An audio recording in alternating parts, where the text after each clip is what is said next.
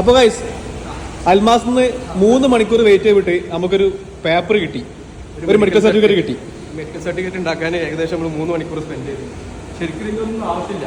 System proper ആണെന്നുണ്ടെങ്കിൽ ഇത് നമുക്ക് ഡോക്ടറുടെ ഡെസ്കിൽ തന്നെ ചെയ്യാൻ പറ്റുന്ന സംഗതിയാണ്. പക്ഷേ ഇവിടുന്ന് എടുത്ത് വേറൊരു ഡിപ്പാർട്ട്മെൻറ്റിലേക്ക് പറഞ്ഞയച്ച് അവിടുന്ന് കഴിഞ്ഞിട്ട് അവിടെ പേയ്മെൻറ്റ് ഇല്ല. പിന്നെ പേയ്മെൻറ്റ് ചെയ്യാൻ നമ്മൾ മെയിൻ ബ്ലോക്കിലേക്ക് പോയി വീണ്ടും പേയ്മെൻറ്റ് ചെയ്ത് ഈ സാധനം കാണിച്ചു കൊടുത്താലും വലിയ തരുള്ളൂ. നമ്മുടെ സമയത്തൊന്നും ഒരു വിലയില്ലാത്തൊരു പരിപാടിയാണ്.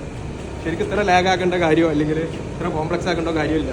സിമ്പിളായിട്ട് ചെയ്യാൻ പറ്റുന്ന പരിപാടി. ഒരു ഡെസ്കിൽ നിന്ന് വേറെ ഡെസ്കൊക്കെ അയച്ചു കൊടുക്കേണ്ട ആവശ്യമുള്ളൂ. മെയിനായിട്ട് പേപ്പർ പ്രിന്റ് ചെയ്യേണ്ട ആവശ്യമില്ല. ഫിസിക്കലി അങ്ങോട്ടും ഇങ്ങോട്ടും നടന്ന് ഓരോ പേപ്പർ കൊണ്ടുപോയി കൊടുത്ത് ഇതൊക്കെ ഹോസ്പിറ്റലിന്റെ സ്ഥിരം പരിപാടിയാണ്. ഇത് ആരും ചോദിക്കൂല എന്ന് വെച്ചിട്ട് ചെയ്യുന്ന പരിപാടിയാണ് അതൊക്കെ.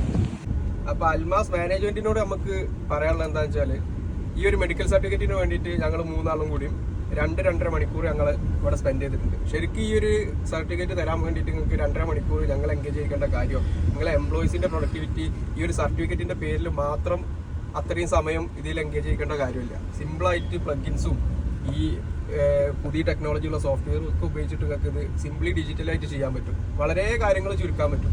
ഇത് ഇവിടുന്ന് ഒരു ഇതും ഇല്ലാതെ സർട്ടിഫിക്കറ്റ് ആദ്യം അടിക്കുക, ഡോക്ടറെ അടുത്ത് പോയിട്ട് കറക്ഷൻ ചെയ്യുക, പിന്നെ തിരിച്ചു വന്നിട്ട് അതിന്റെ മെയിൻ കോപ്പി ഉണ്ടാക്കുക, അത് കഴിഞ്ഞിട്ട് പേയ്മെന്റ് ചെയ്യാൻ വീണ്ടും റിസപ്ഷനിലേക്ക് പോവുക. ഇതിന്റെ ഒന്നും ആവശ്യമില്ല. സിമ്പിളായിട്ട് നിങ്ങൾക്ക് ഒരു ഒറ്റ സിറ്റിംഗിൽ തന്നെ ചെയ്യാൻ പറ്റുന്ന പരിപാടി. ഇരിക്കാൻ പോലും ഒന്ന് ഇരിക്കാൻ നമുക്ക് വെയിറ്റിംഗ് ഏരിയ ഒക്കെ അവിടെ ഒരു ചെയറോ കാര്യങ്ങളോ ഇല്ല. ഈ ഒന്ന് നിങ്ങൾ 5 മിനിറ്റിൽ അവിടെ ഒരു ആളെ പറഞ്ഞു വിടുകയാണെന്നുണ്ടെങ്കിൽ അത് കുഴപ്പമില്ല. പക്ഷെ ഇതൊരു 3/4 മണിക്കൂർ അവിടെ MRTന്റെ മുന്നിൽ തന്നെ വെറുതെ നിൽക്കണം. അത് കഴിഞ്ഞ് വന്നിട്ട് നമ്മൾ പേയ്മെന്റിന് അവിടെ പോയി നടക്കണം. അത് കഴിഞ്ഞിട്ട് കറക്ഷന് ഓരോ കാത്തു നിൽക്കണം.